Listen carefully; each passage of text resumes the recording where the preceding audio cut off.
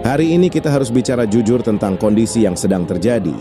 Di saat kita sering mendengar klaim bahwa ekonomi kita stabil, kenyataan di lapangan justru terasa sangat menyesakkan. Indonesia kini benar-benar dalam posisi terdesak.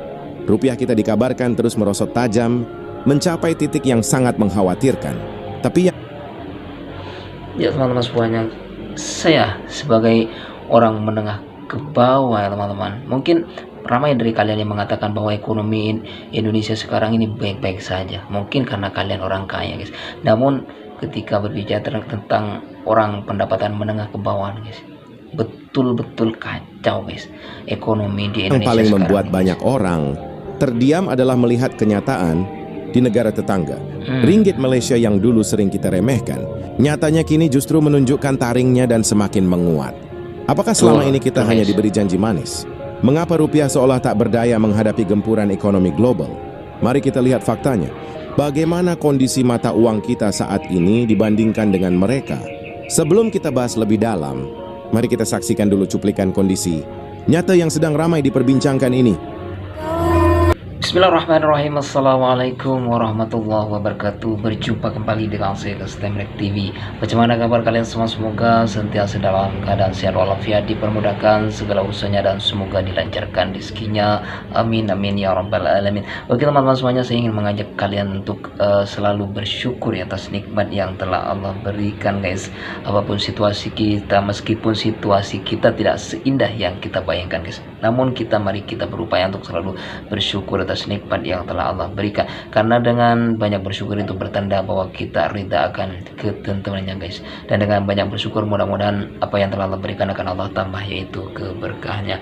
Amin amin ya rabbal alamin. Oke teman-teman, dalam kali ini kacau, betul-betul kacau guys. Dalam hal ini Indonesia makin terdesak guys. Rupiah anjlok parah, malu lihat ringgit Malaysia makin kuat guys. Ya teman-teman, bercerita tentang malu, memang kita sejak dulu sampai sekarang tuh betul-betul malu dengan Malaysia guys. Kenapa ya? Karena kita yang lebih dulu merdeka, kita yang lebih besar negaranya, kita dikalahkan oleh Malaysia guys. Mau tidak mau kita harus akui hal ini. Oke teman-teman semuanya, langsung saja kita simak seperti apakah videonya. Let's go. Kalau pemerintah tidak benar-benar wake up kali ini, breakdownnya ancamannya ngeri. Kaum menengah kita tuh bisa hilang. Yang ada adalah super miskin, super kaya. Akhirnya apa nanti ke depan? Ini mengerikan guys, ini betul-betul mengerikan. Ini ancamannya, ancaman bagi Indonesia. Ini kita bicara jeleknya ya. Ketemu orang pakai mobil, diambil batu, orangnya dibunuh, dirampas jalan.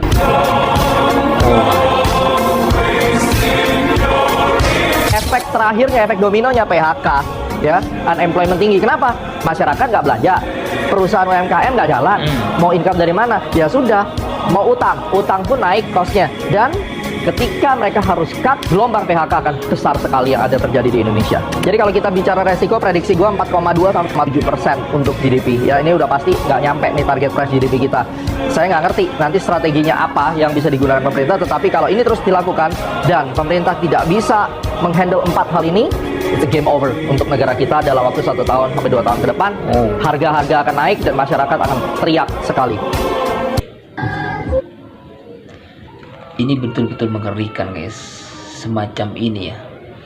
Ya ketika saya mendengar tadi ini guys, ini menunjukkan bahwasanya Indonesia ini sedang tidak baik-baik saja guys. Tetapi pemerintah sok semacam tidak terjadi apa-apa dengan negeri ini guys.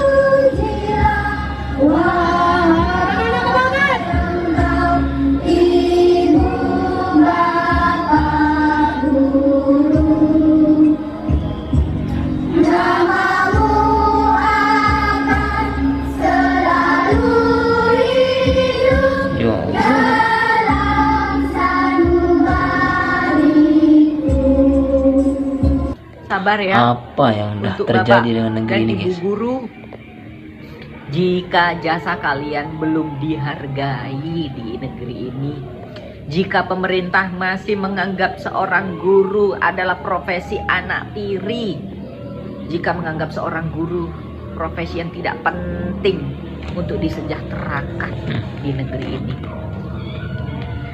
Kami berterima kasih kepada Bapak Ibu guru karena kalianlah kita bisa mengenal ilmu-ilmu kehidupan, ilmu-ilmu dunia yang tidak bisa diberikan oleh orang lain selain seorang guru.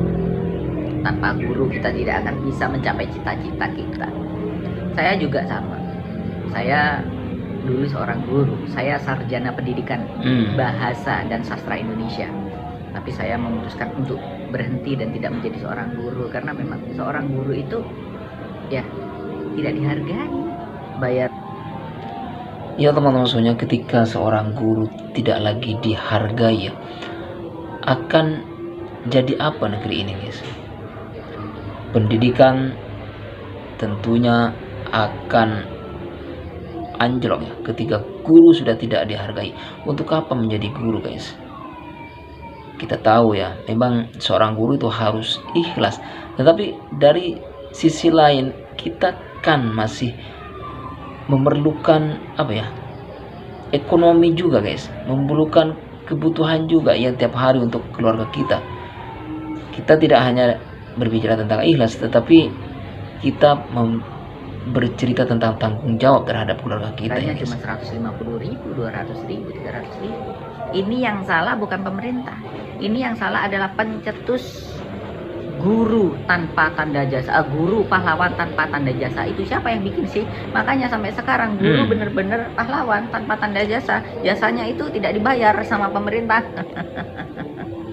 Astagfirullah. Pemerintah lebih mengutamakan makan bergizi gratis daripada mensejahterakan seorang guru. Padahal kalau seorang guru itu sejahtera, maka akan lebih semangat untuk mendidik anak-anaknya. Anak-anak lebih cerdas, lebih pintar, begitu sih logikanya. Tapi ya nggak tahu lah logika pemerintah seperti apa. Mungkin kalau guru disejahterakan mereka nggak dapat untung kan. Tapi kalau MBG yang diutamakan mereka dapat untung kan, begitu.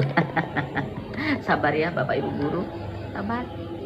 Sebanyak 8.389 pekerja kena PHK per Maret 2026. Paling banyak di wilayah Jawa Barat.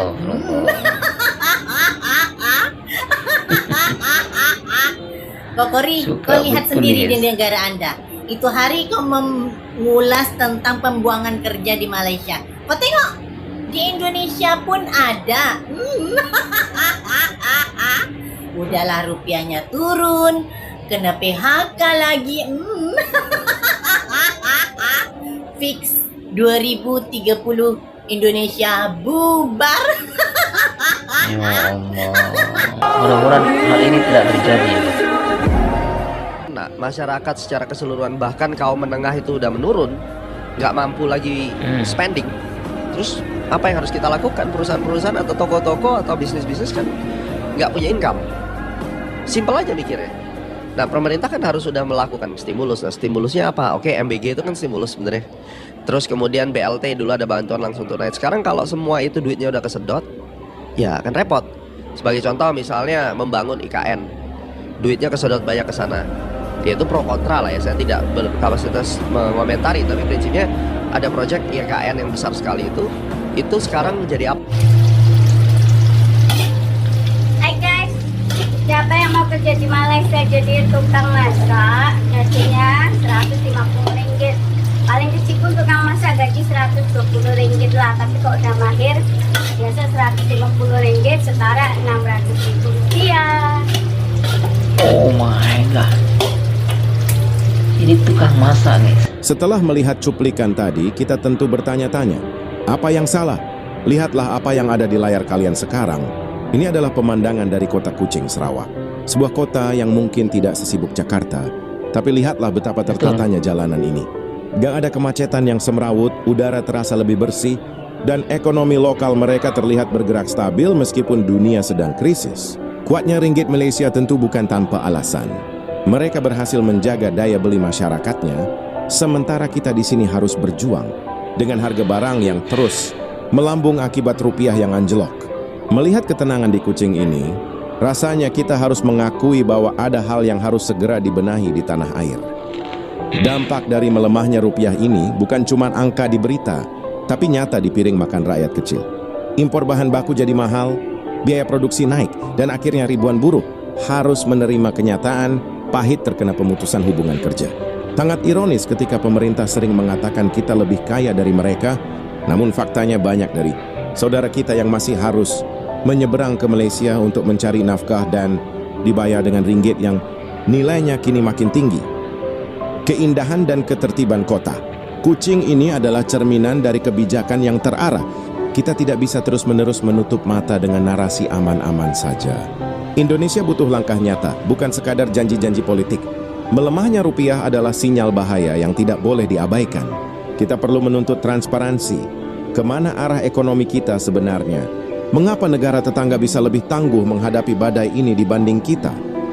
Sambil menikmati suasana sore di jalanan Kuching ini, mari kita jadikan ini sebagai bahan perenungan. Kita cinta negeri ini, dan karena cinta itulah kita harus berani mengkritik agar ada perubahan. Bukan untuk menjatuhkan, tapi agar kita tidak semakin tertinggal jauh dari Malaysia. Menurut kalian, apa faktor utama yang membuat rupiah kita begitu lemah saat ini?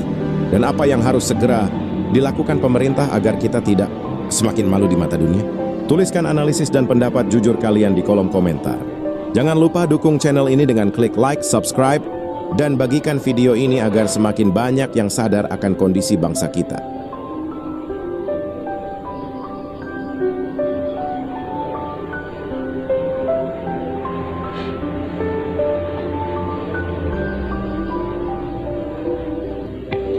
Ya Allah.